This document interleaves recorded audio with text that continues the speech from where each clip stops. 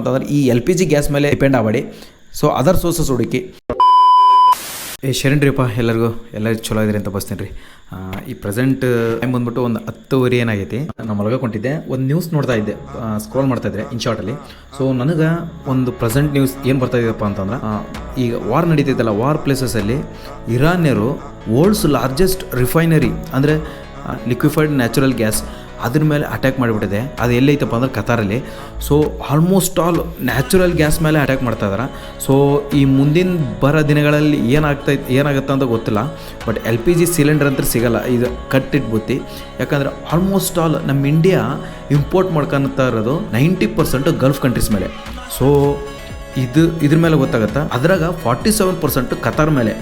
ಅಂದರೆ ಈ Qatar full attack ಮಾಡಿಬಿಟ್ರೆ ಒಂದು ಸ್ಟೇಟ್ಮೆಂಟ್ ರಿಲೀಸ್ ಮಾಡ್ತಾರೆ ಕತಾರ್ನರು ಇದು ಅಟ್ಯಾಕ್ ಆಗಿ ಮೇಲೆ. ಏನಪ್ಪ ಅಂತಂದ್ರೆ ಫುಲ್ ಎಕ್ಸ್ಟೆನ್ಸಿವ್ ಅಟ್ಯಾಕ್ ಆಗಿಬಿಟ್ಟದಂತ. ಅಂದ್ರೆ ಭಾರಿ ಪ್ರಮಾಣದಾಗ ಹೊಡೆದ್ಬಿಟ್ರ ಇರಾನ್ಯರು. ಮತ್ತು ಇನ್ನೊಂದು ಏನಪ್ಪ ಅಂತಂದ್ರೆ ಇನ್ನೂ ವಾರ್ ಮಾಡ್ತಾ ಇದ್ದಾರೆ ಇರಾನ್ಯರು.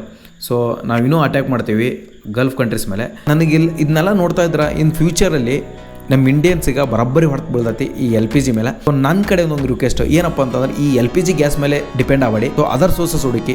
ಸೊ ಈ ನಮ್ಮ ಬ್ಯಾಂಗ್ಳೂರಲ್ಲಿ ಆಲ್ಮೋಸ್ಟ್ ಆಲ್ ಈಗೆಲ್ಲ LPG ಗ್ಯಾಸ್ ಸಿಲಿಂಡರ್ ಸಿಗಲಿದ್ದಕ್ಕೆ ಆಲ್ಮೋಸ್ಟ್ ಆಲ್ ಹೋಟೆಲ್ಸ್ ಎಲ್ಲ ಕ್ಲೋಸ್ ಆಗ್ತದವು. ಇನ್ ಫ್ಯೂಚರ್ 10 to 20 ಡೇಸ್ ಒಳಗೆ ಆಲ್ಮೋಸ್ಟ್ ಆಲ್ ಎಲ್ಲ ಹೋಟೆಲ್ಸು ಕ್ಲೋಸ್ ಆಗೋ ಸಂದರ್ಭ ನಿಯರ್ ಐತಿ. ಮುಂದಿನ ಬರೋ ದಿನಗಳಿಗೆ ಹೆಂಗೈತೆ ಅಂದ್ರೆ ಗೊತ್ತಿಲ್ಲ. ಬಟ್ ನಮ್ಮ ಸೆಂಟ್ರಲ್ ಗೌರ್ಮೆಂಟ್ ಮೇಲೆ ಒಂದು ಸ್ವಲ್ಪ ನಂಬಿಕೆ ಐತಿ, ಹೆಂಗೆ ಓವರ್ಕಮ್ ಮಾಡ್ತಾರೆ ಇದ್ರ ಮೇಲೆ ಅಂತೇಳಿ. ಇನ್ಫಾರ್ಮೇಟಿವ್ ವಿಡಿಯೋಸ್ ನಿಮ್ಗೇನಾರು ಇಷ್ಟ ಆದ್ರೆ ಲೈಕ್ ಮಾಡಿ, ಶೇರ್ ಮಾಡಿ, ಮತ್ತು ಫಾಲೋ ಮಾಡೋದು ಮಾತ್ರ ಮರಿಬೇಡಿ.